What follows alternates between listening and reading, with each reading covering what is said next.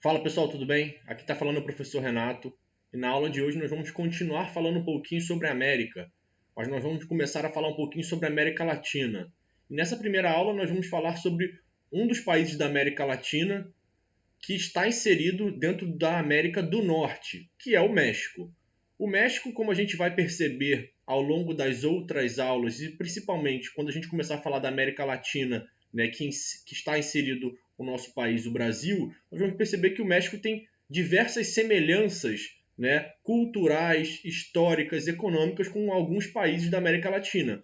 Por isso que nós colocamos o México, mesmo estando dentro da América do Norte, como um país de América Latina. Afinal de contas, para além da língua, né, que é o espanhol, ou seja, tem origem latina e se assemelha muito ao português e ao espanhol, né, de origem mais castelhana falado aqui na América do Sul, nós também temos outras diversas características culturais que se assemelham e colocam muito mais próximos nós do México do que, por exemplo, o México dos Estados Unidos.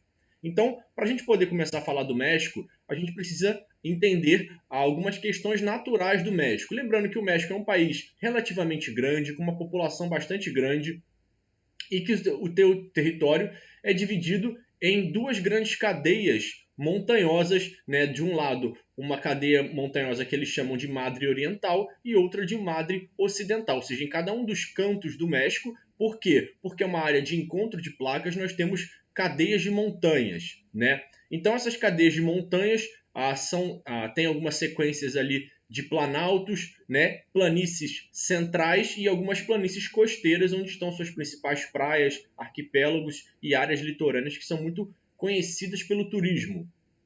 Então, a gente precisa entender que nessas regiões de Planalto estão alguns das suas principais cidades. Lembrando que as áreas de montanha têm pouca quantidade de pessoas, afinal de contas, o relevo recortado dificulta historicamente, né, o estabelecimento de grandes cidades, mas nas áreas de Planalto, onde provavelmente são áreas mais irrigadas, mais úmidas, pela chegada dos rios que correm dessas grandes montanhas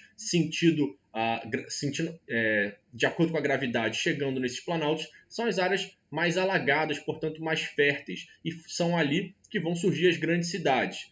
Entre as planícies litorâneas do território mexicano, destaca-se algumas penínsulas, como a famosa Península de Yucatán, que está voltada aqui pela porção Atlântico, no Golfo do México, essa área bem recortada que a gente pode ver no mapa, né? E nós temos alguns rios bastante importantes, né? Como, por exemplo, o Rio Grande, né? Que faz a fronteira e é aquele rio que comumente é retratado em filmes, séries, né? Que divide Estados Unidos e o México, e geralmente dentro do processo de travessia, né, de imigração do México para os Estados Unidos, nós temos essa relação aí de travessia do Rio Grande, ou do Rio Bravo, como alguns deles chamam também.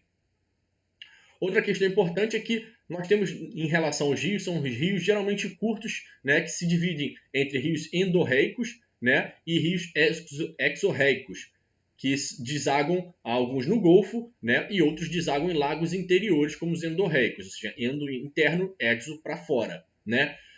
Outra coisa importante é que a gente entender essa região, esse recorte do fato do México ter um golfo, né, ou seja, uma área de entrada do oceano para dentro de seu território, né, e uma península para fora, como a gente pode ver nesse mapa, né, tem uma questão muito importante em relação à umidade dessa região, né, o que faz com que essa região seja extremamente propensa à ocupação territorial, né, ocupação de população, criação de cidades, e também para a produção de insumos, né, de coisas associadas à agricultura e pecuária.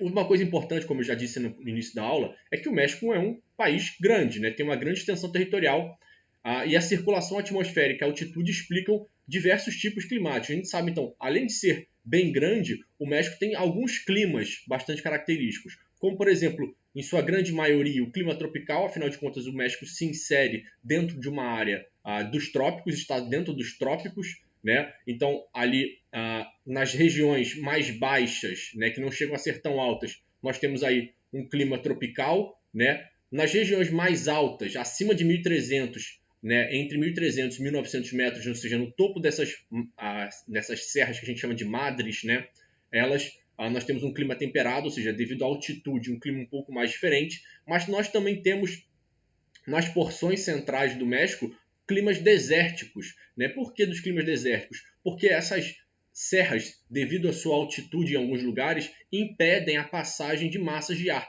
tanto aquelas vindas do Pacífico quanto aquelas que vêm do Golfo do México. Portanto, são áreas que têm pouca chegada de umidade. Se tem pouca chegada de umidade, nós temos um clima sem umidade, portanto desértico. Nesse caso, clima semiárido ou desértico quente, né? Lembrando que nós estamos falando de uma área que está dentro dos trópicos, portanto é uma área bastante quente. Então, já que esse clima é bastante diversificado, nós também temos uma vegetação bastante diversificada. Né? Em algumas áreas quentes e úmidas nós temos as florestas tropicais, né? Bem parecidas com florestas como a floresta da Mata Atlântica aqui no Rio de Janeiro, como também a floresta amazônica. Nas áreas de maior altitude nós temos algumas florestas temperadas, como a gente já viu, né? Quando a gente tratou um pouquinho do tipo de vegetação dos Estados Unidos, né? E nos planaltos interiores, ou seja, nas áreas planas, altas, bem dentro do continente, nós temos umas estepes. O que são estepes? São os tipos de gramíneas, ou seja, sem grandes árvores, sem grandes quantidades, devido à carência, talvez, de umidade nessas regiões.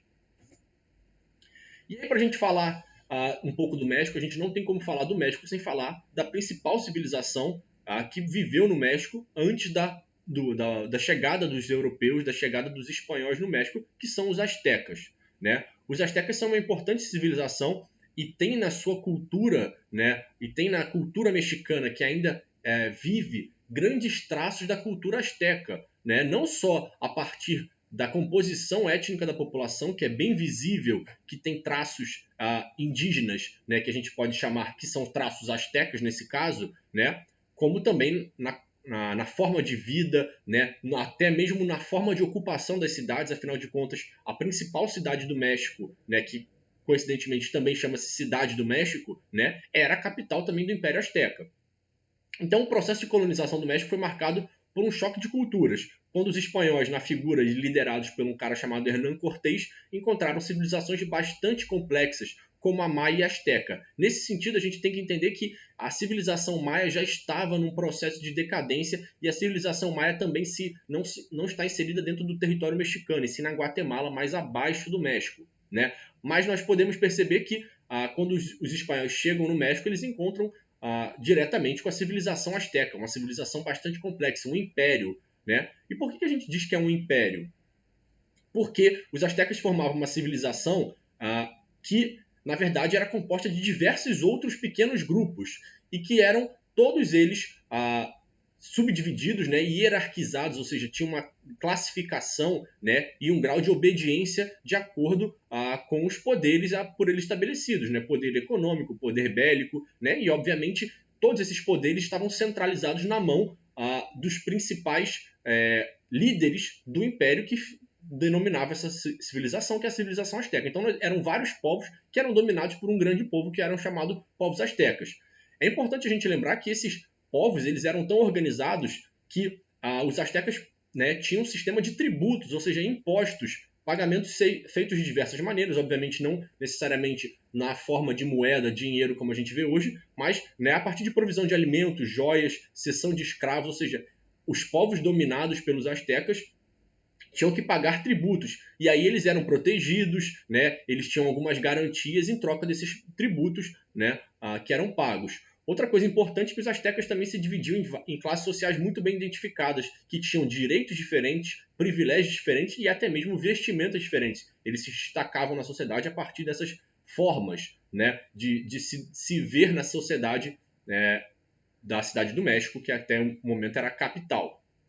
Outra coisa importante, a gente vê que essa Cidade do México, né, que era a capital dos astecas, ela está inserida dentro de um planalto, uma região cercada por grandes montanhas, né, uma região mais alta. Portanto, uma região bastante irrigada em que recebe grande quantidade de água. Só que essa água fica ali parada, né, e formam grandes lagos. Como é que eles conseguiriam plantar nesses grandes lagos? Então, os astecas desenvolveram técnicas de agricultura extremamente avançadas, né, como a plantação de certas questões agrícolas, certos produtos agrícolas inseridas dentro da própria água, dentro desses próprios lagos, das margens dos lagos. Outra coisa importante é que eles tinham muito bem controlados os regimes de chuva à época, né, como as coisas aconteciam, graças a um estudo, né, das estações do ano, os estudos astronômicos extremamente bem definidos. Então, os astecas conheciam muito bem e tinham um domínio muito amplo do funcionamento do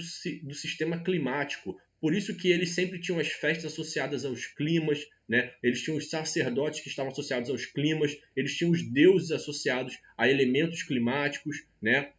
Então todas as civilizações pré-colombianas tinham essa característica, os astecas tinham essa característica também, que era conhecer muito bem a astronomia. Mas quando a gente fala conhecer a astronomia, não é conhecer somente as estrelas, é conhecer a forma como o clima, né, ou seja, o céu, né, se comporta. O céu, nesse caso, eles estão falando de clima, por isso que os deuses são sempre associados nessas civilizações muito antigas, civilizações clássicas, né, históricas.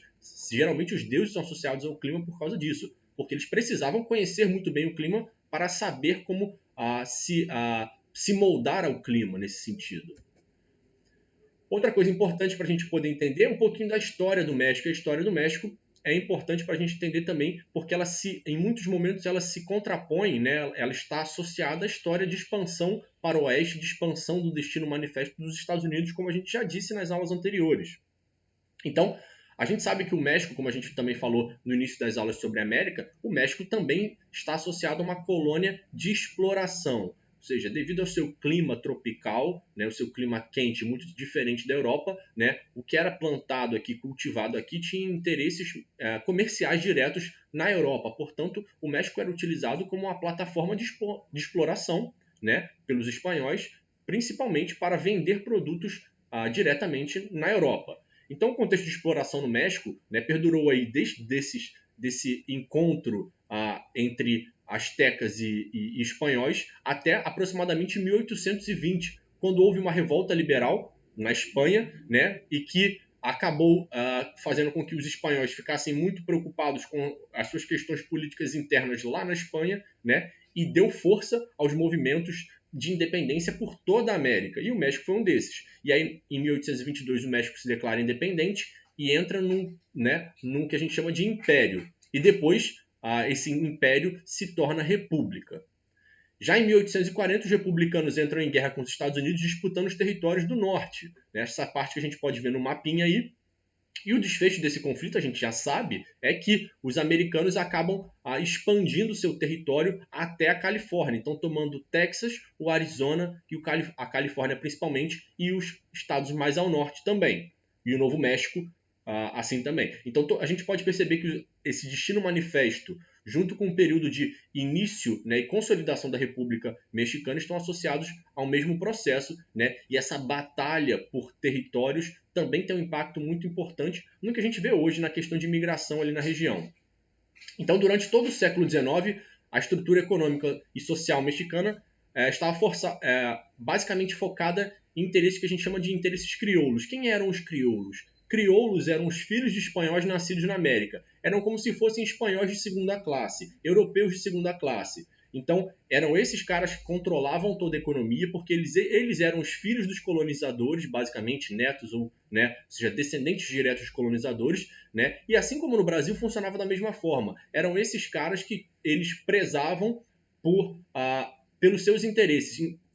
Anteriormente, interesses, obviamente, muito associados a interesses da coroa espanhola, e depois da independência, né, interesses das suas famílias, de suas grandes oligarquias, né? Então, a grande parte da população indígena não tinha esses direitos, e isso só vai acabar, né, ou seja, vai começar a se transformar a partir de uma revolução, né, que a gente chama de Revolução Mexicana, que acontece em 1910. Então, para falar um pouquinho de população, né, a gente pode fazer uma análise desse mapa, a gente perceber que o México, né, tem uma população muito mal distribuída, né? Cerca de 130 milhões de habitantes, né? Dentro da América só é inferior, no caso, aos Estados Unidos e ao Brasil, né? Portanto é um país bastante populoso, né? Tem um território, né, que não é nem dos maiores países, né, mas também não faz parte dos menores países, é um território em tamanho mediano, né, mas a gente pode perceber que existe um processo de concentração populacional, como a gente pode ver aí, né, bastante intenso né? Afinal de contas, o México tem dentro de sua cidade principal, né, a cidade do México e sua região metropolitana, uma das maiores, né, cidades, né, como a cidade do México e também regiões metropolitanas como a cidade do México e seu entorno. A gente pode perceber aí, né, apesar da questão, a gente pode ver isso no mapa através da coloração, né, mais escura desse ponto bem no centro e toda a concentração que a gente vê em volta. Então a gente sabe que os mexicanos estão concentrados na região do Planalto de Anahuac, né, que é a cidade do México, e em Puebla, Guadalajara, entre outras cidades, mas a gente pode perceber que grande parte da população está nessas duas grandes cidades, suas regiões metropolitanas. Então, na região metropolitana da cidade do México, vive cerca de 20% de toda a população do país. Isso é uma concentração muito grande, né? A gente pode perceber que essa concentração também vai ocasionar uma série de desigualdades sociais e uma série de desigualdades sociais e econômicas associadas também à distribuição de recursos dentro do território. E a gente pode ver isso também uma questão, a gente pode ver através de como essa população se distribui e também como ela vem crescendo e vai ocorrendo a sua dinâmica. Né? A gente pode ver através desse gráfico da pirâmide, né, de 2019, portanto, né, um pouco desatualizada perante o momento, mas a gente pode perceber que aproximadamente são 130 milhões de habitantes, né, com um número a mais de crescimento entre os anos de 2019 e 2020, né? A gente sabe que esse crescimento populacional foi muito grande, né, ao longo do século XX como um todo, ou seja, a população cresceu rapidamente. Isso se dá basicamente por todo aquele processo que a gente já viu também quando a gente estuda Brasil, né, quando a gente estudou as dinâmicas populacionais, né, através daqueles gráficos de transição demográfica. Por quê? Principalmente desde os anos 40 em diante, houve uma melhoria, né, das condições médico-sanitárias, desenvolvimento de medicamentos, medicina preventiva, e isso reduz a taxa de mortalidade. Mantendo-se a taxa de natalidade muito alta, o que acontece é um grande baby boom. Né? Então, entre 40 e 80, o país vive um período de expansão demográfica, o que a gente chama de baby boom. Um crescimento, as famílias muito grandes, né, com uma mortalidade muito baixa. Esse desenvolvimento, né, econômico, que a gente pode atrelar, obviamente, à industrialização, provocou no país um forte movimento migratório, tanto para as cidades maiores, a cidade do México e a cidade de Guadalajara principalmente, né, como também para outras cidades próximas do entorno, né, regiões metropolitanas que a gente já sabe.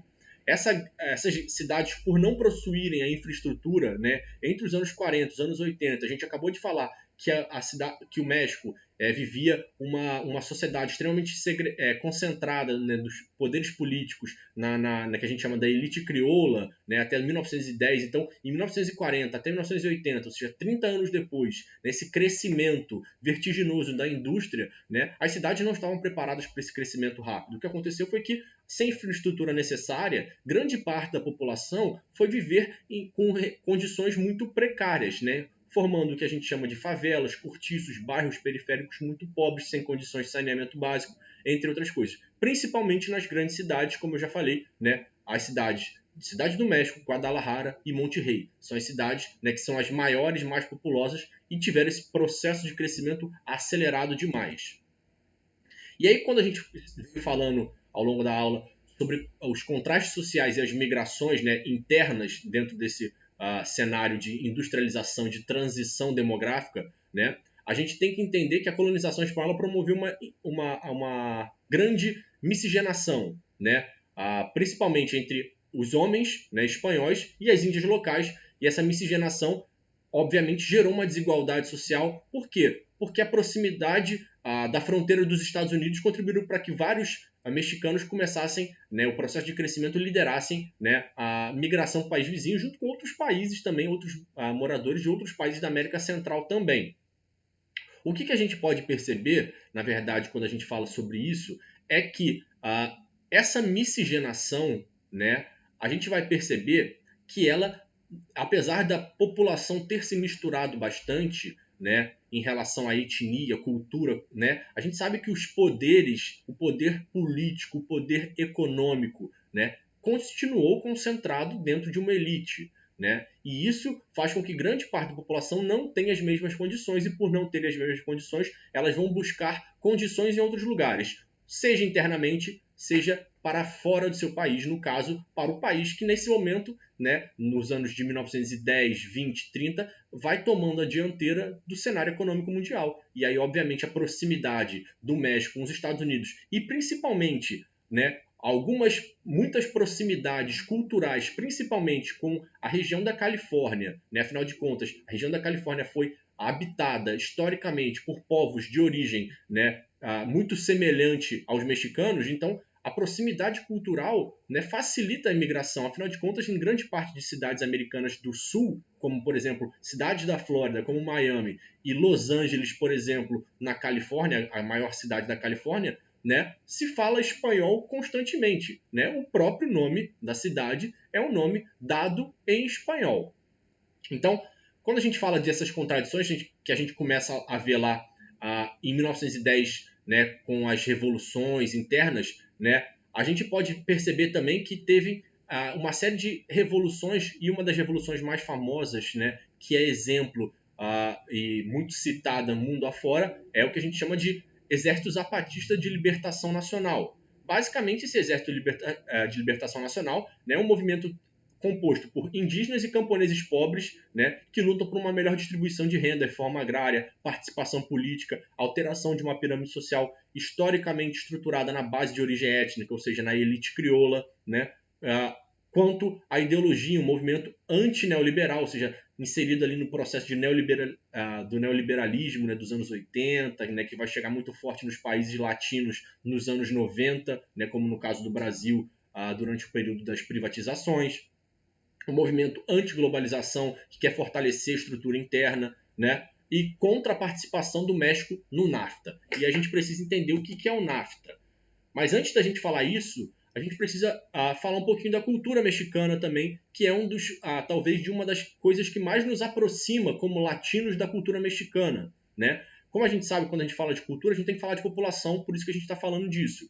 Então, a população mexicana, em sua estrutura étnica, se a gente dividisse, né, seria formada por brancos de origem europeia, 10%, mestiços, 60%, e origem indígena direta, 30%. Então, nós temos uma população bastante bem dividida, né? Tirando ali a origem europeia, que seriam só 10%. Mas se a gente for olhar basicamente os proventos, os ganhos, a gente vai perceber que grande parte do dinheiro está associado diretamente à elite europeia e uma parte desses mestiços, né? Que seriam a elite dos mestiços, que seria aquela elite que a gente chama de crioulo, ou seja, entre europeus diretos e também indígenas, né? Uma mistura entre eles. Então a cultura mexicana ela tem uma origem muito grande, remonta lá aos povos pré-colombianos, né? E é extremamente ricas. Estão sempre associadas aos povos pré-colombianos, né? E aí, durante muito tempo, elas foram se mesclando diretamente com a cultura espanhola, né? Através da colonização, e impuseram algumas tradições para os povos que sobreviveram ao que a gente chama de etnocídio. O que é o etnocídio? A morte de uma determinada etnia, a morte premeditada, o assassinato em massa que aconteceu no caso dos mexicanos, né, os astecas, através da disseminação de diversas doenças para quais eles não tinham anticorpos até o momento. Então, além disso, a cultura mexicana recentemente vem sofrendo uma série de alterações, principalmente por causa da proximidade com os americanos, né? A chegada de indústrias americanas, né, dentro do território mexicano modifica completamente a cultura mexicana. Mas aí eu coloquei uma foto, né, para vocês verem, de um dos filmes recentes, né, filme da Disney, né, que vai diretamente, né, de encontro com a cultura mexicana mais tradicional, a cultura da festa, né, e de uma das festas mais importantes, que é a festa dos mortos, né, que eles comemoram, né, assim como nós comemoramos aqui os finados, mas de uma forma diferente, eles comemoram a festa dos mortos como uma festa propriamente dita. E aí esse filme, né, que é, né, no português é Viva, mas no espanhol chama-se Coco, né, afinal de contas Coco é o nome do personagem, né, é extremamente importante para que vocês vejam, além de ser um filme bastante divertido, que mostra exatamente a riqueza da cultura mexicana, né? Da música mexicana, das festas, da questão religiosa mexicana, da relação que eles têm com morte, que talvez seja alguma das questões que é mais bem difundidas, né, mundo afora. Os mexicanos têm uma relação com a morte muito diferente do que grande parte de outras religiões tem. Mas mesmo assim, os mexicanos são de religião católica, mas a religião católica ele se mesclou tanto com as religiões e a forma de vida dos astecas, que criou uma dissidência que não é vista em outros lugares. Por exemplo, a relação com a morte, ou seja, apesar de estar associada ao catolicismo, né, tem suas vertentes que são únicas e no México são muito importantes, né? E é talvez a festa mais tradicional e mais vista dos mexicanos, né? Além obviamente da comida, de outras questões culturais importantes. Então, para quem puder, assista esse filme. É um filme muito bonito, um filme que mostra muito um pouco da cultura do México e mostra também uma série de processos culturais, históricos do México. Afinal de contas, se passa, né, o filme, não vou dar spoiler, mas fala de várias gerações de uma mesma família. E aí, para a gente falar um pouquinho de economia, a gente falou um pouquinho do NAFTA. O que é o NAFTA? A gente já falou um pouquinho quando a gente falou de Canadá, né? Mas o NAFTA é basicamente um tratado econômico entre Estados Unidos, Canadá e México que abre fronteiras, diminuindo custos de produção, né? De taxas alfandegárias. Obviamente, isso é muito mais importante, muito melhor para os países que têm maior economia. Afinal de contas, os Estados Unidos conseguem entrar com seus produtos mais fortemente no México. Obviamente, alguns produtos mexicanos conseguem chegar nos Estados Unidos e serem competitivos, mas a relação é muito distinta, né? Os americanos, por produzirem muito mais, né, dominam muito mais o mercado mexicano. Por isso que aquele movimento de libertação nacional zapatista era um dos seus intuitos era ser contrário, né, à aderência do México ao NAFTA. Então, o México tem uma economia integrada aos Estados Unidos, e essa integração é facilitada pelo NAFTA, que surge ali nos anos 90, né, e pelas reservas de minerais abundantes no subsolo mexicano. O México é um dos principais produtores, né, e tem uma das principais empresas do ramo do petróleo. Né? O México tem algumas empresas ali no Golfo do México muito importantes, né, associadas a reservas de minerais, não só do petróleo, né, mas também de outros minerais importantes. O México tem uma indústria associada a minérios bastante importante. Outra coisa importante é que o México tem um que a gente chama de povos que eles são chamados de braceiros. A gente sabe que a economia mexicana, né, é uma economia que a gente chama de emergente, ou seja, não está entre as subdesenvolvidas, mas também não está entre as desenvolvidas. Né? Então, é uma economia que vem crescendo bastante nos últimos anos, mas tem algumas características importantes.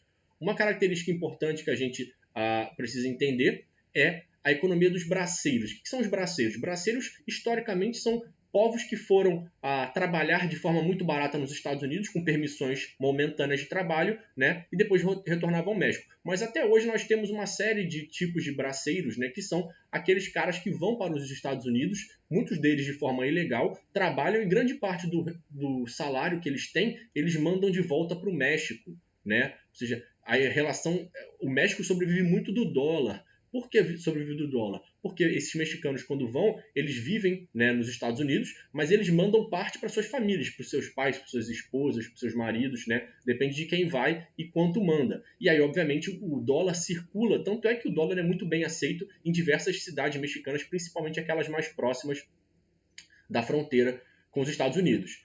Outra questão importante, né, dessa questão é que a proximidade com os Estados Unidos, o baixo custo de mão de obra, além de políticas fiscais favoráveis, ou seja, o México tentar atrair empresas americanas, fez com que várias empresas americanas chegassem no território mexicano. Isso é importante porque impulsiona a industrialização. Por quê? Porque se uma indústria grande vem, pequenas indústrias de serviços que vão auxiliar essa indústria grande vão surgir. A questão é que essas indústrias chegam, né, pagando salários baixíssimos, né, explorando muitas das vezes o meio ambiente sem nenhuma grande contrapartida. Afinal de contas, o governo precisa é uma relação de necessidade. Então, as indústrias americanas vão para o México, produzem, né, pagam muitas das vezes salários irrisórios, né, e o lucro, na verdade, da venda, que vende no mundo inteiro no México, esse lucro pouco fica no México. Então, a contrapartida financeira, às vezes, é muito pequena. Em compensação, nós temos problemas associados aí à questão política, de dominância política, nós temos problemas associados ao meio ambiente, afinal de contas, para essas empresas elas têm que ter garantias de que isso não vai ter que sofrer processo, tem várias questões que a gente sabe como é que pode funcionar, e isso dá um problema muito sério, né? O México acaba sendo um refém das indústrias americanas, e ser refém de um outro país nunca é bom. E aí a gente sabe que a industrialização mexicana é fruto das transformações que ocorreu na Revolução Mexicana dos anos 10, né, que a gente já falou, que destituiu as forças conservadoras apoiadas por uma aristocracia agrária e militar. Então, a partir dos anos 40, houve grandes investimentos do Estado, né, uma economia estatal, inicialmente, o governo tentando colocar a indústria para funcionar, né, com ramos estratégicos, como eu já disse, petróleo, siderúrgica, indústria de base, metalurgia, muito associado ao que a gente falou de recursos minerais.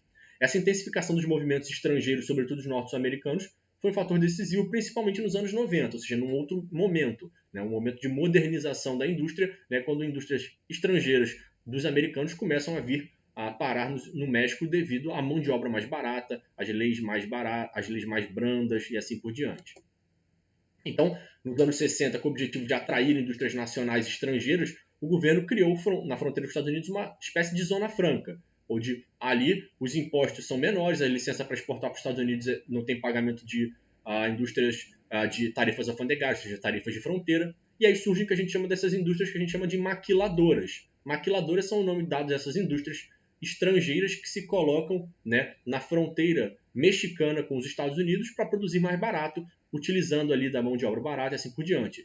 Então, depois do NAFTA, essas maquiladoras se espalharam muito mais. Por quê? Além dessa zona franca, essa zona franca foi expandida por quase todo o território. Então, indústrias estrangeiras podem se instalar no México, principalmente americanas, de forma muito mais simples, muito mais barata. E aí, essas questões ampliam e dão uma dinamizada na economia mexicana, mas essa economia sempre sendo muito atrelada aos Estados Unidos, o que é uma coisa boa, mas pode ser vista como ruim também. Afinal de contas, você ser atrelado diretamente aos Estados Unidos, você fica à mercê das indústrias americanas. Se uma indústria resolve, por exemplo, fechar a sua fábrica ali e abrir em outro lugar, por exemplo, na Ásia, grande parte daqueles trabalhadores, daquela cidade, daquele movimento que surge em volta dessa indústria, né, desaparece e aquela cidade vira uma cidade fantasma, basicamente, se ela for pautada numa única indústria, por exemplo.